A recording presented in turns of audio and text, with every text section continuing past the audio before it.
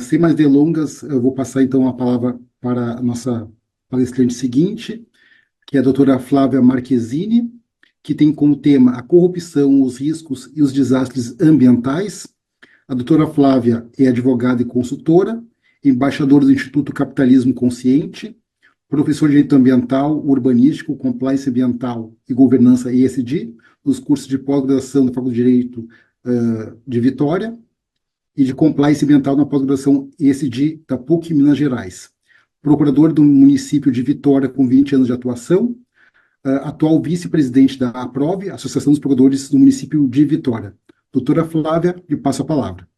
Bom, gente, primeiramente queria agradecer o convite da STM, né, na pessoa da Vanessa, por estar aqui compartilhando esse momento tão especial e dizer que é um desafio muito grande, como colega procuradora, mas que não está aí vivenciando todos os desafios que vocês estão, tentar trazer sugestões, né? Eu tenho conversado muito com a Simone, está como secretária de Habitação, foi uma pessoa com a qual, né, a gente se preocupou muito, porque a habitação é uma das áreas mais afetadas, inclusive agora que começam a se fazer os levantamentos quantitativos, financeiros, se vê que o maior impacto financeiro é na área de habitação, são moradias realmente perdidas.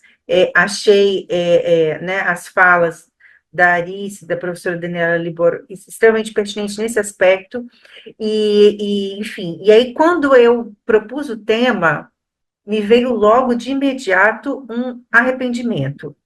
Eu fiquei como essa moça aí da figura, falei, meu Deus, eu esqueci, embora eu tenha lido com muito afinco e seja referência, eu esqueci que esse é o tema da Vanesca. Eu falei, minha nossa, vou falar sobre, né, corrupção, enfim, ela com essa obra maravilhosa, orientando do professor Rafael de Jorge, minha nossa, o que eu vou fazer agora? Mas a Vanesca é uma pessoa de tantos temas, que eu falei, olha, difícil falar sobre algo, né, no campo do direito ambiental e urbanístico, que não seja tema da Vanesca. Então, me restou referenciá-la, né, em vários momentos aqui da nossa fala. E eu queria dizer também que, né, a nossa proposta não foi de falar de corrupção no sentido estrito, né, no sentido do Código Penal, porque num momento como esse, a gente, que é um momento, é, que é um desastre antropogênico, fruto da corrupção nas relações humanas, nas relações, né, do ser humano com o meio, como diz o professor François Hoche, na crise de relação que precede a crise ecológica,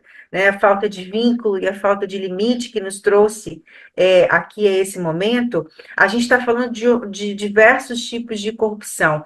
Né? A própria Vanesca, no livro dela, traz, né, que o sistema jurídico se corrompe quando deixa de observar a proteção constituída no seu sistema. Então, é uma corrupção mais ampla, perverter-se moral, fisicamente, enfim.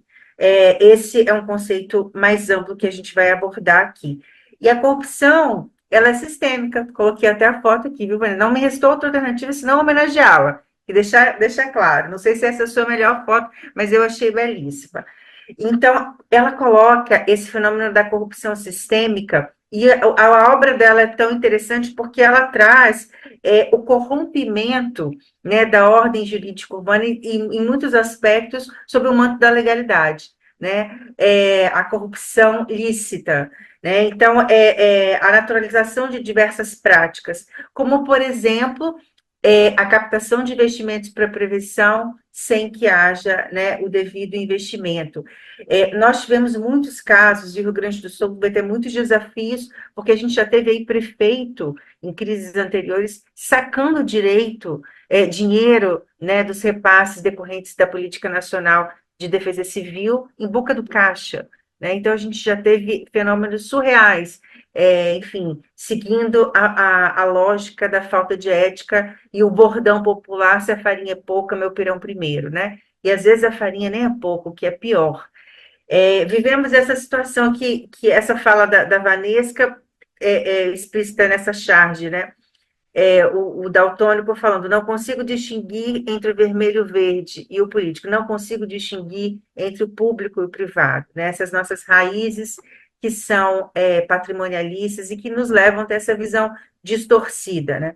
E quando a gente fala da relação entre corrupção e desastres, a gente sabe que muitos dos desastres tiveram corrupção como causa raiz. Né? Se a gente pegar Brumadinho, a corrupção, a fraude de laudos, né? A gente teve o acobertamento e uma série de outras fraudes que estão sendo aí apuradas na esfera penal, mas como causas, né, raízes. E aí a gente tem como consequências falta de controle ambiental das atividades poluentes, órgãos ambientais desqualificados, desestruturados, muitas vezes intencionalmente, falta de saneamento básico, contaminação de mares, águas doces, lesão à ordem jurídica e o aumento significativo dos desastres e da mitigação de impactos, né? E aí eu fiquei muito feliz quando eu li o livro da Vanessa, porque eu tinha já algo escrito nesse sentido, de que nem sempre são contabilizados os custos imateriais da corrupção, né? Mina-se a legitimidade política, ficamos com essa falsa sensação de que nenhum político presta, né? De que todos são iguais, e essa desesperança que acontece na relação não só com os políticos, e aí agentes políticos, mas também conosco, que somos servidores públicos, né? Há muitas vezes uma descrença em relação à nossa atuação, é uma consequência dessa corrupção sistêmica generalizada, né? Corrói as instituições e muitas vezes suprime a esperança dos povos, né? Sobre isso tem um documentário que fala, que eu recomendo, não sei se vocês já viram, que é o Mercadores de Dúvidas, né? Em que alguns cientistas, intencionalmente, pessoas com credibilidade, começam a disseminar notícias falsas, e aí a degradação social que isso vai gerando. E aí, gente, né, Vanessa que é especialista em riscos, professora Daniela Libório a Arias falou antes sobre a modificação do conceito de risco, agora a gente tem uma situação de risco-perigo, né? Mas a gente não pode se esquecer que, juntamente com os riscos ecológicos, né, os riscos ecossistêmicos, nós temos os riscos reflexos, né? Essa questão da interdependência planetária, dessa interdisciplinariedade, o tratamento sistêmico que demanda da gente, não pode afastar a análise de que decorrentemente dos riscos ambientais, nós temos aí uma série de consequências sobre outros diversos direitos, né? Até e o próprio STF já adotou esse conceito ampliativo justamente para abarcar consequências aí desses desastres. Agora aqui eu trago algo que realmente né, merece destaque, quando a gente vai tratar da questão da prevenção dos sistemas de compliance, né, ambiental, ou até mesmo quando a gente vai procurar fazer uma análise preventiva de fraudes, seja na administração pública, seja em qualquer organização privada. Quando a gente está tratando das questões ambientais, a gente tem peculiaridades. Quando eu dava aula para graduação, eu brincava com os meus alunos que o direito ambiental é diferentão, porque o seu objeto é diferente, né?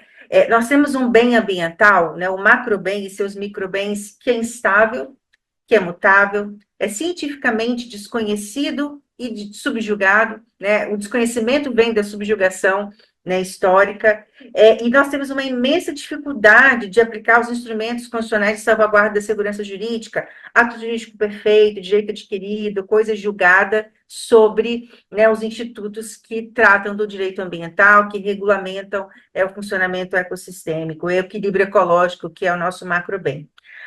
Por conta disso, a gente demanda, há uma discricionariedade técnica muito grande, né? A gente estuda muito a discricionariedade política, mas em matéria ambiental a gente lida muito com discricionariedade técnica. E muitas vezes, a Vanessa coloca isso bem no livro dela, né? Por hora a gente tem um tecnicismo exacerbado, e o tecnicismo muitas vezes se transmuda em formas de autoritarismo e criação de núcleos de excelência, e você chama de buracos negros, né? Não é isso, na administração, Vanessa? Eu achei fantástica, né, a sua terminologia, é isso mesmo, né? Pessoas que tratam de forma privada o meu departamento, esse é o meu pensamento, aqui a gente pensa assim, essa ideologia, né, do setor do departamento, às vezes até do órgão inteiro, né? Então, é um desafio por conta da grande margem de discricionariedade técnica em termos, principalmente como licenciamento ambiental. Então, realmente é um outro desafio grave. Além disso, a gente tem já falado da precarização, e por vezes intencional, dos órgãos ambientais, são muitas vezes os menores orçamentos, embora exista muito recurso a ser captado, Vocês sabem que existe dinheiro, principalmente agora nesse momento do ISD, existem fundos, linhas de financiamento, recursos disponíveis para isso, que muitas vezes não são captados por falta de projeto, mas a gente não tem um orçamento fixo, razoável das secretarias, que muitas vezes sobrevivem com dinheiro de fundo.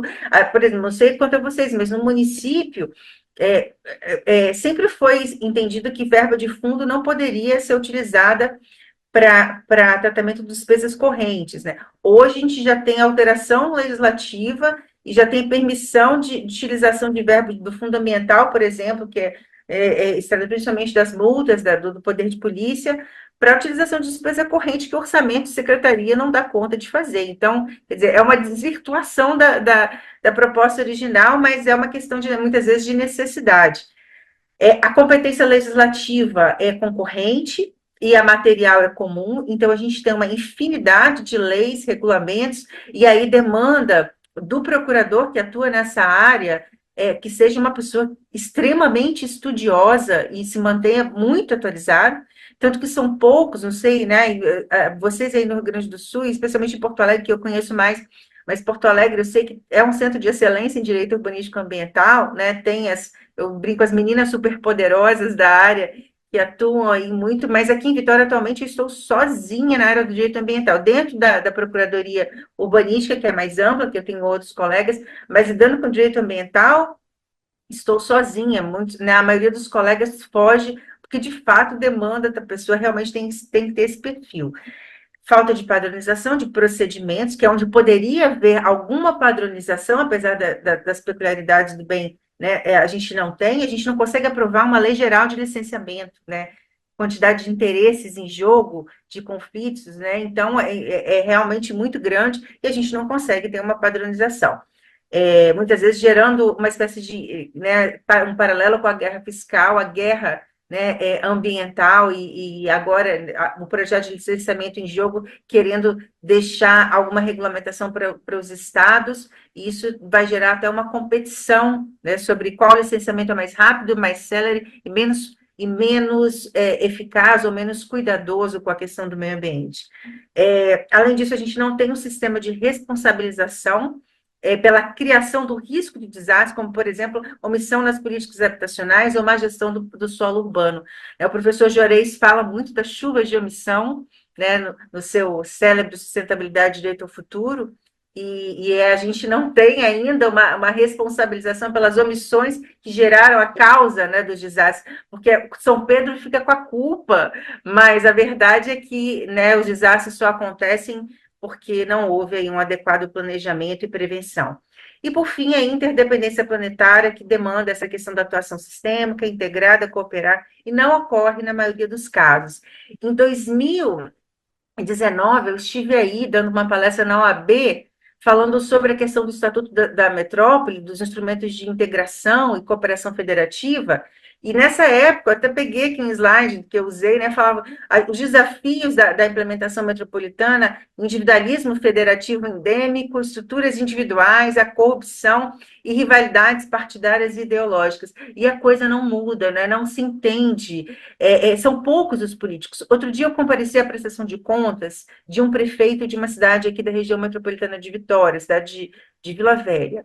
E eu achei incrível, eu estive lá porque, né, ia dar uma palestra, fui convidada para dar uma palestra, e eu achei incrível que o prefeito ele nominava todos os vereadores, servidores, as pessoas que contribuíram para cada um dos projetos. Primeiro, eu fiquei encantada com a memória dele, e segundo, eu fiquei encantada com a concepção que ele tinha e repetiu diversas vezes de que quando ele se elegeu, ele não conseguiria governar, ele sabia que ele não conseguiria governar a cidade sozinho e que todos esses projetos que ele conseguiu realizar, e de fato se mostrou uma gestão relativamente eficiente, foi feita com a ajuda de muitas mãos.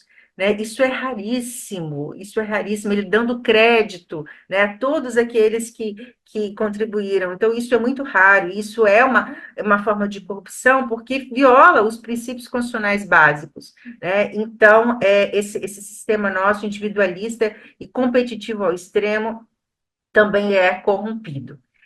E aí, eu acho que a gente precisa pensar, né, em novos instrumentos, repensar em novas cidades, como a professora Daniela bem colocou, né, em reinventar nossas cidades. E para isso, talvez a gente precise começar a trazer algumas inspirações de sistemas de gestão eficazes, claro, adaptados sempre à realidade pública. Eu trouxe aqui, ano passado, um método, enfim, bases que a gente utiliza no método de implementação de sistemas de integridade, sistemas ISD, em que a gente trabalha uma base compulsória, que é, né, o básico mesmo, o trabalho com normas legais e regulatórias, depois uma avaliação estratégica, que é a adesão aos compromissos internacionais, né, aquilo que é recomendável por força de mercado. A gente sabe que tem municípios que já estão publicando relatórios GRI, né, a gente tem municípios em São Paulo e também na Bahia que já estão publicando relatórios no formato GRI, e isso facilita muito a captação de recursos internacionais. São considerados municípios que já atendem a critérios ISD, aí eles têm acesso a recursos que muitas vezes não são empréstimos, tá? São realmente repasses diretos, e são quantias significativas. Então, o município, muitas vezes, ele pode se inspirar em algumas iniciativas privadas para favorecer essa captação de recursos. E, por fim, a questão das adicionalidades, né, onde ele pode ir além para construir essa sua imagem, facilitar ainda mais essa relação com os agentes financiadores, né, internos e externos, porque para reconstruir um Estado, a gente vai precisar de muito dinheiro, né, Vanessa? Muito dinheiro, e só os repasses do governo federal não serão suficientes. Até porque houve, né, nos 2 anos anteriores, a gente teve cortes muito significativos, superiores a 90%, nas verbas destinadas a desastres, né? Então, agora, essa recuperação está tendo que vir com suplementações orçamentárias, está tendo que vir meio às pressas, porque não havia no orçamento regular recurso disponível para lidar com esse tipo de crise, né? E quando a gente fala em base compulsória legislativa de um ente federado, né, o Estado e dos municípios, a gente não pode desconsiderar aquilo que também o professor Juarez Freitas chama de sustentabilidade jurídico-política, né, na sua obra, que são os nossos deveres constitucionais, né, o dever de responsabilidade fiscal e atratividade de investimento, né, a redução do risco Brasil, sustentabilidade econômica, deveres de cumprimento e fiscalização dos direitos sociais, sustentabilidade social, deveres de respeito e fortalecimento das instituições democráticas e a soberania popular, a participação popular, sustentabilidade jurídico-política, deveres de moralidade, eficiência e governança, sustentabilidade ética e deveres de proteção, né, ambiental, inclusive com tratamento diferenciado conforme o grau de impacto dos produtos e serviços, nos termos do artigo 170, inciso 6 da Constituição. Eu trouxe aqui algumas manchetes recentes e uma, gente, lá de 2013, né, que diz respeito ao Rio de Janeiro, para mostrar que a gente precisa ficar atento e usar o exemplo do Rio de Janeiro para não repetir, né, usar como exemplo negativo do que a gente está enfrentando em matéria de corrupção, né? Então, por exemplo, a gente vê aqui, ó, Ministério Público investiga desvio de verba destinada à tragédia, né? Já criaram um GT. Essa notícia, ela é de 2013. E se você ler notícia na íntegra, você vai identificar que pouquíssimo dos recursos que foi destinado à região serrana do Rio, né, após os sucessivos desastres que eles tiveram, foi de fato empregado na recuperação daquelas áreas, em criação de espaços protegidos para evitar novas invasões, na reconstrução de habitação. Boa parte foi parar, sabe-se Deus onde, né? Inclusive, como eu disse, nós tivemos um caso do prefeito sacando dinheiro na boca do caixa, né, e embolsando esse dinheiro. Então, situações complicadas. Já agora, no Rio Grande do Sul, já tivemos desvio de doações, desvios de recursos de prevenção, que está sendo investigado, né? E aí a gente vai enfrentar muitos desafios, né? Porque em situações de crise a gente vê o melhor e o pior do ser humano, né? A gente vê solidariedade, a gente vê mobilização, mas por outro lado a gente vê saques, né? A gente vê corrupção, a gente vê o que há de pior, né, no ser humano. E, por fim, para encerrar, eu o meu olhar de fora, então já peço desculpas aí se é superficial e se não condiz com a realidade de vocês, mas a gente vivenciou já algumas crises aqui no Espírito Santo, também relativas e recentes, né? Eu ainda tenho familiares, eu estou, nesse momento, contribuindo com a reconstrução da casa de uma tia, uma casa histórica, tombada, e foi, enfim, ficou inundada até o segundo andar. Então, a gente teve problemas, alguns problemas graves aqui no Espírito Santo. Vocês devem, alguém já deve ter mencionado, né, de que a Confederação Nacional de Municípios aponta que 93% dos municípios brasileiros estão sujeitos a riscos de enchentes, né? Então, e desastres naturais. 93 é muita coisa. Então, isso que aconteceu com o Rio Grande do Sul, é claro, o Rio Grande do Sul tem suas peculiaridades, mas vai acontecer com a maior parte dos municípios brasileiros. Então, como a Marícia falou, não é exceção, não dá mais como para tratar como situação de excepcionalidade. Então, aprendizados que a gente tem que tirar disso, e como procuradores, né, mudar um pouquinho o nosso olhar. Trabalhar sobre essa lógica da transversalidade ecológica, então, na análise de toda e qualquer política pública, nunca se esquecer, né, dos riscos que ela possa trazer para o meio ambiente, e, consequentemente, né, os riscos a toda a população. Então, a gente precisa, quem ainda não conseguiu desenvolver, trabalhar o seu olhar sistêmico. Não podemos nos esquecer da LINDB também, né, do consequencialismo, mas sem se afastar dos valores e direitos constitucionais, porque a aplicação da LINDB também tem sido muito deturpada na prática, mas a gente também precisa trabalhar a supremacia da realidade. A professora Daniela Libório já deu essa autorização, né, criação de zonas hoje não previstas, a gente vai ter que ser criativo, né, não podemos ser, nesse momento, legalista, não há como, né, o novo, a situação nova demanda uma ordem jurídica nova, então a gente precisa agora, tudo isso pode ser criativo e inovar, mas nunca se afastando da estrutura base, né, dos valores constitucionais que tem que permear toda e qualquer inovação nessa área. Reconhecer a relevância da recuperação econômica do Estado das cidades, mas nunca em detrimento dos direitos sociais e do acolhimento do ser humano afetado. Tomar cuidado com consultorias externas, né? A professora Daniela já apontou, eu conversei algumas coisas com a Simone, e as experiências, que, claro, positivas, trazem muitas experiências positivas, mas a gente vê que, como consequência de alguns modelos, a gente teve situações de racismo ambiental, né, situações de comunidades que ficaram completamente desamparadas, né, e a questão habitacional, então, muitas vezes nem é levada em conta, sendo que foi a área, em termos de quantitativo, inclusive econômico, a mais atingida, né, as matérias que eu li já estão colocando algo próximo a 5 bilhões de prejuízo em matéria de habitação, já estimado até o momento. Então, é muito importante que a gente trabalhe em conjunto com essas consultorias, né? E lembrando de que nós temos deveres constitucionais, né? Na administração pública tem deveres constitucionais, essas relações, então a gente não pode deixar esses deveres constitucionais de lado. E, por fim, lembrar que nós, procuradores, temos muito a fazer, mas nós não somos heróis, né? Eu conversei com alguns colegas que estavam logo, né, que aconteceu, enfim, a tragédia, estavam há dias sem dormir, né, há dias sem ver seus familiares, aquela situação mais aguda, mais crítica, enfim, muito me sensibilizou, mas me fez pensar, olha, esses meus colegas precisam de apoio, quantitativo de pessoal, estrutura de trabalho, né?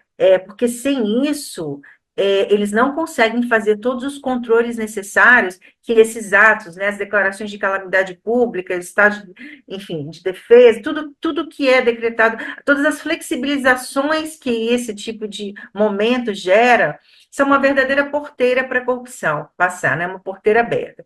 Então, esses colegas precisam ser criativos para a solução de problemas urbanísticos, precisam também ter, né, junto com as controladorias, é claro, dos municípios, ter o controle desses atos, e eles precisam, então, de estrutura e suporte, já precisam no seu momento comum, que já são, né, já tem uma demanda extrema. Agora, nesses momentos extraordinários, precisam ainda mais. Então, é preciso também saber pedir ajuda, exigir ajuda em alguns momentos, porque senão, né, o sistema todo colapsa, já que as procuradorias são uma peça-chave para que ele possa desenvolver a necessária resiliência, tá? Então é isso. Eu queria, para encerrar, dizer que gerenciar, e a gente precisa gerenciar essa crise, é substituir músculos por pensamentos, folclore e superstição por conhecimento e força por cooperação. Na dimensão ética da sustentabilidade, temos os deveres de solidariedade ativa,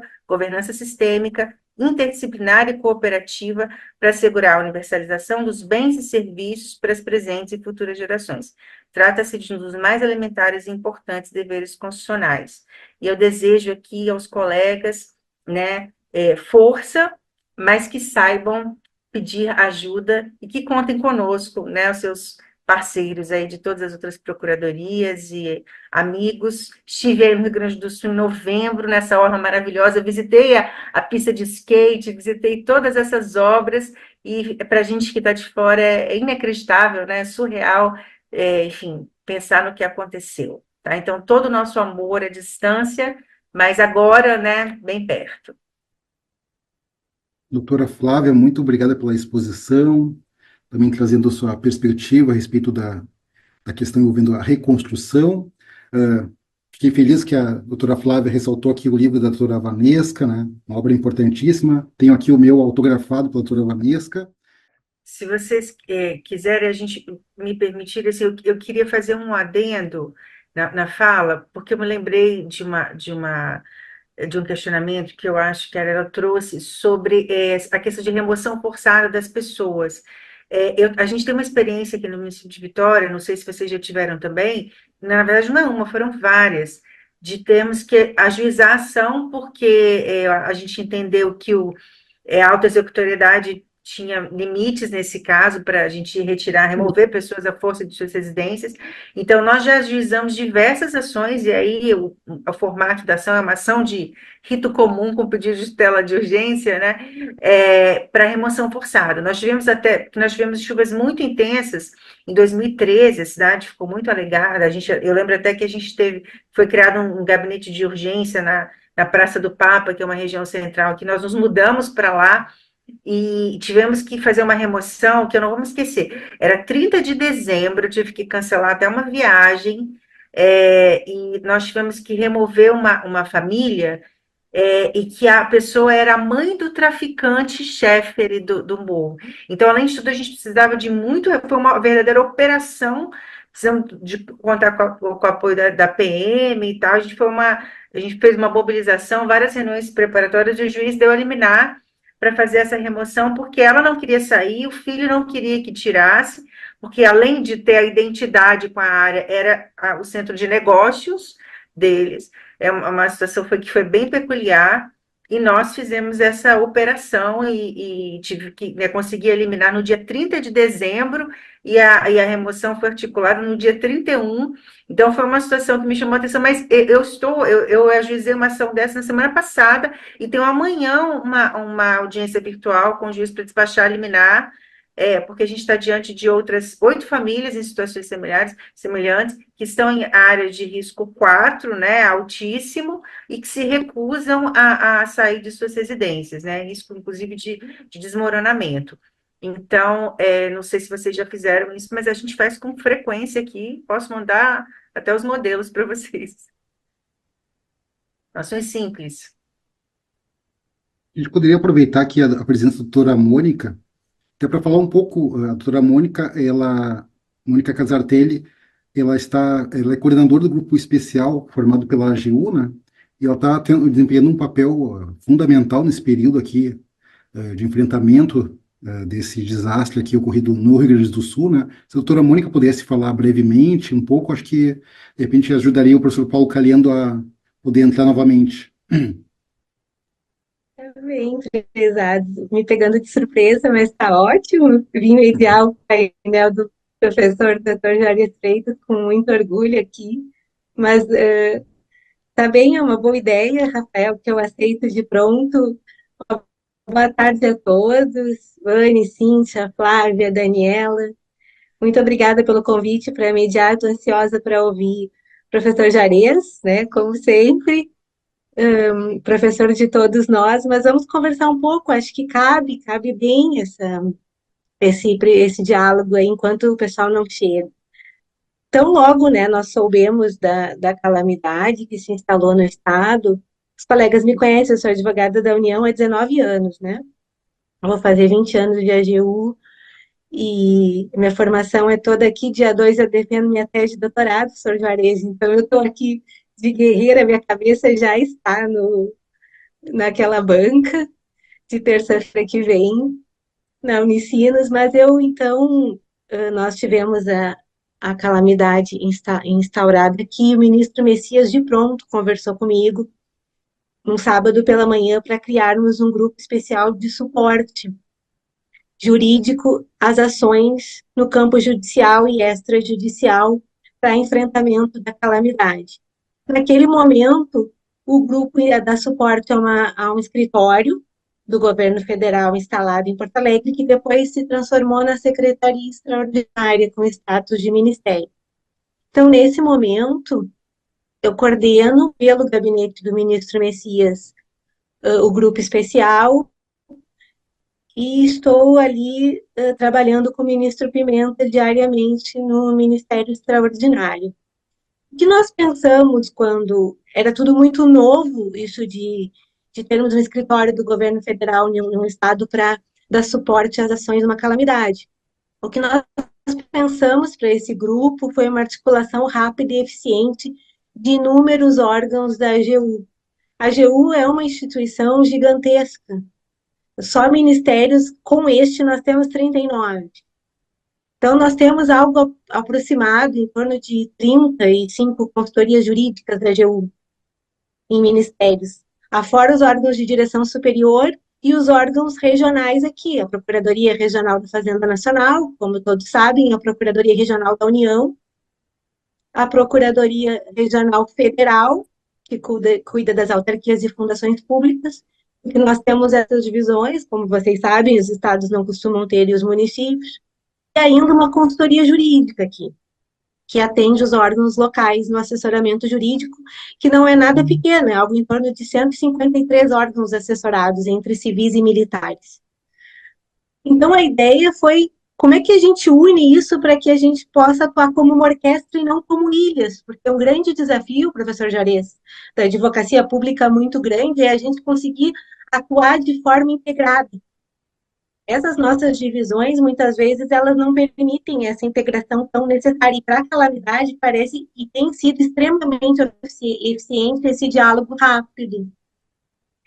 Então, como é que nós estamos operando, identificando as emergências aqui, eu estou presencialmente, e pautando Brasília e as consultorias de ministério a partir do que a gente identifica aqui.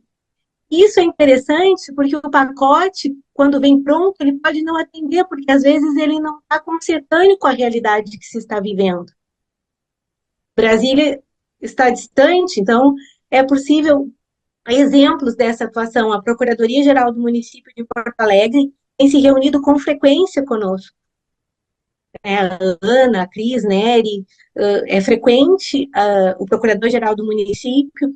Então, nós conseguimos, por exemplo, destravar empréstimos importantes para o município de Porto Alegre, junto ao BID e ao Banco Mundial, que estavam brecados por conta de certidões, né, do Tribunal de Contas do Estado, por conta do não investimento do valor mínimo em educação, né, aquele necessário pela Constituição.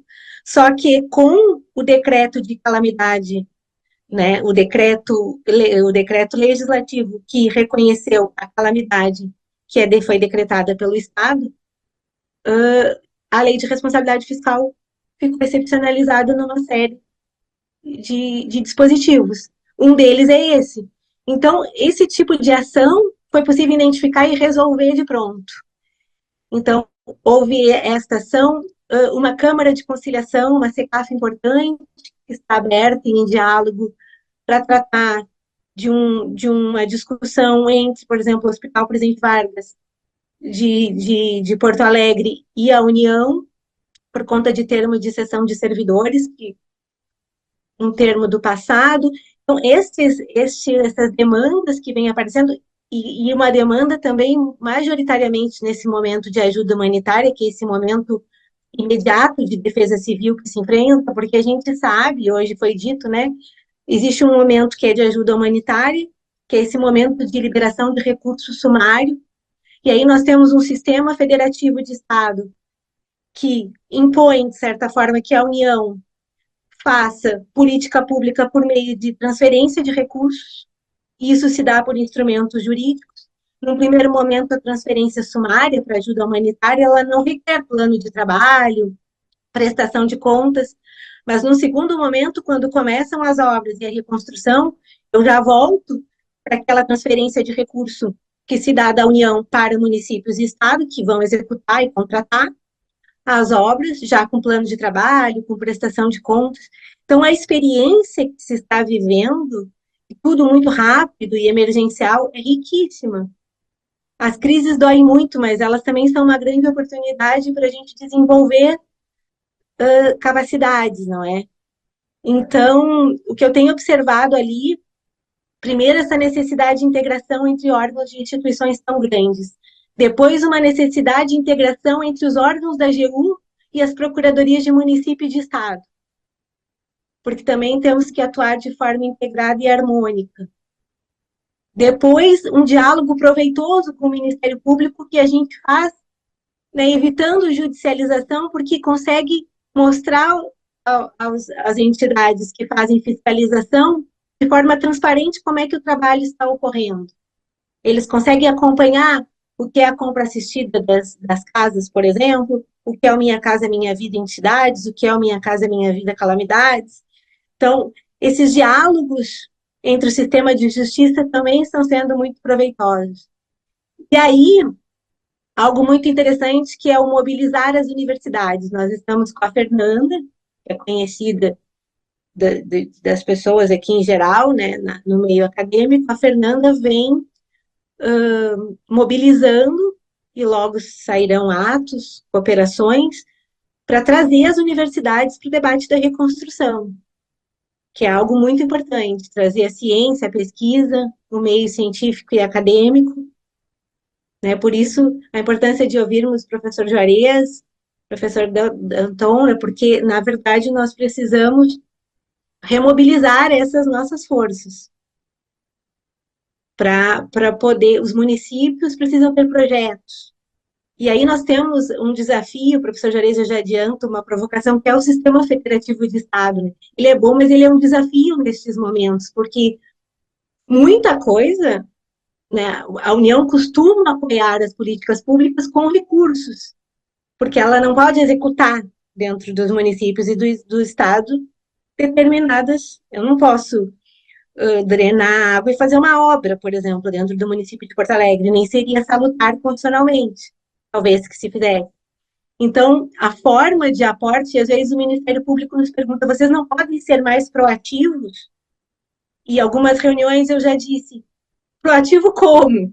Porque, assim, nós temos um sistema de repartição de competências. As calamidades nos Estados Unidos, às vezes, elas não enfrentam esse problema que a gente enfrenta aqui, porque nós temos que observar o sistema federativo, o Estado democrático de direito. Não é salutar que assim seja. Então, há coisas que não é possível fazer. E, às vezes, o órgão de controle está cobrando que façamos. E aí eu explico para eles como é que se dá a transferência, por que o SUS funciona daquele jeito, com transferência fundo a fundo, por exemplo. Porque que algumas políticas podem ser diretas para o cidadão, políticas públicas, e outras serão realmente em apoio aos municípios. E nessa fase de projetos que os municípios precisarão ter, é que eu acho que é possível e importante mobilizar as universidades, os nossos talentos, né? O INPE procurou a gente, né? Uma verdadeira NASA brasileira. Nós temos muitos talentos aqui para mobilizar, mas isso é um programa de médio e longo prazo. E essa secretaria também, este ministério, ele tem um prazo para funcionar. O decreto, a medida provisória estabeleceu o mesmo prazo do decreto legislativo, que é 31 de dezembro, podendo ser estendido até fevereiro. Né? Mas, assim, só explicando um pouco da razão dessa criação deste Ministério deste suporte jurídico da AGU, como ele vem funcionando como um papel de interlocução e não de execução, também não é um ministério executor, é uma secretaria da Presidência da República, então tem um papel de interlocução. A execução é feita pelas próprias, as execuções são feitas pelas próprias pastas, com seus orçamentos, a gente faz interlocução, mas tem sido, na minha ótica, que venho acompanhando tudo isso, crédito extraordinário liberado, as políticas de apoio ao cidadão, bastante rápido e eficiente, célere e eficiente, porque estar perto do problema ajuda a identificar as ações que são necessárias. E aí a União pode entrar em aporte, em apoio aos municípios e ao Estado.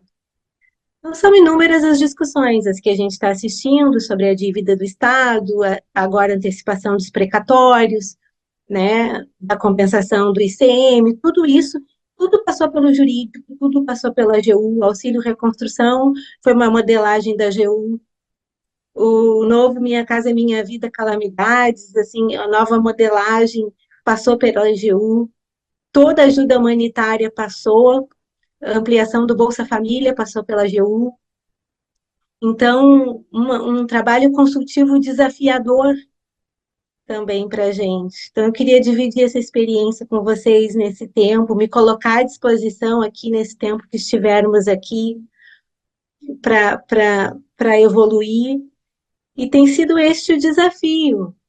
Então, a gente precisa muito, muito ouvir mesmo os nossos talentos, a nossa comunidade técnico-científica, né, para poder achar boas propostas, boas soluções. É essa a nossa disposição. Eu falei ao doutor Eduardo Costa que a gente chegou aqui com a disposição de colaborar mesmo, de atuar em conjunto no sistema de colaboração.